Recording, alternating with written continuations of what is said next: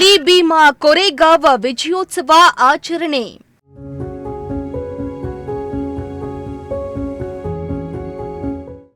ದಲಿತ ಸಂಘಟನೆಗಳಿಂದ ಶೇಷೇನಹಳ್ಳಿಯಲ್ಲಿ ಸಂಭ್ರಮಾಚರಣೆ.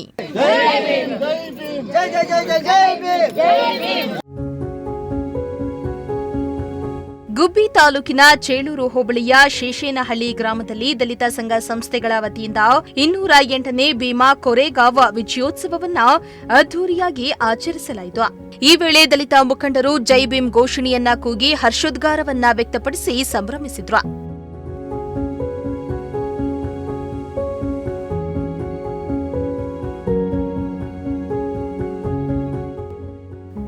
ಇನ್ನು ಈ ವೇಳೆ ಡಾಕ್ಟರ್ ಬಾಬು ಜಗಜೀವನ್ ರಾಮ್ ಆದಿ ಜಾಂಬವ ಅಭಿವೃದ್ಧಿ ಸೇವಾ ಟ್ರಸ್ಟ್ ಅಧ್ಯಕ್ಷ ಗುಬ್ಬಿ ಬಸವರಾಜು ಮಾತನಾಡಿ 2 ಶತಮಾನಗಳ ಹಿಂದೆ ನಡೆದ ಭೀಮಾ ಕೊರೆಗಾಂವ್ ಯುದ್ಧ ಕೇವಲ ಸೈನಿಕ ವಿಜಯದ ಸಂಕೇತವಲ್ಲ, ಅದು ಶತಮಾನಗಳ ಅನ್ಯಾಯದ ಹಾಗೂ ಅವಮಾನಗಳ ವಿರುದ್ಧ ನಡೆದ ಸಮಾನತೆ ಮತ್ತು ಸ್ವಾಭಿಮಾನದ ಪ್ರತೀಕಾರವಾಗಿದೆ.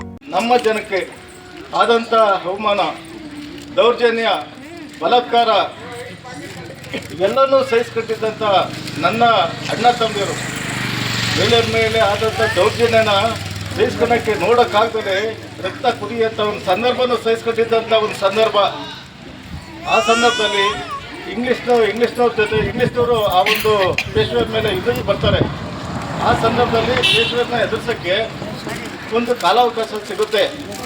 ಹಾಗೂ ಸದಾ ನಮ್ಮ ಯುವಕರು ನಮ್ಮ ದೇಶಕ್ಕೋಸ್ಕರ ಹೋರಾಡೋಣ ಅಂತ ಹೇಳ್ಬಿಟ್ಟು ಪೇಶ್ವೆಯ ರಾಜ 2ನೇ ಬಾಜಿರಾಯ ಅವನ ಹತ್ರ ಹೋಗಿ ಕೇಳಿದಾಗ ನಿಮ್ಮನ್ನ ಅರಮನೆ ಒಳಗಡೆನೆ ಬಿಟ್ಟಿದೆ ತಪ್ಪು, ನಿಮ್ಮ ಕೈಲಿ ನಾವು ಯುದ್ಧಾಡಿ ನಾವು ಗೆಲ್ಕೊಬೇಕಾ.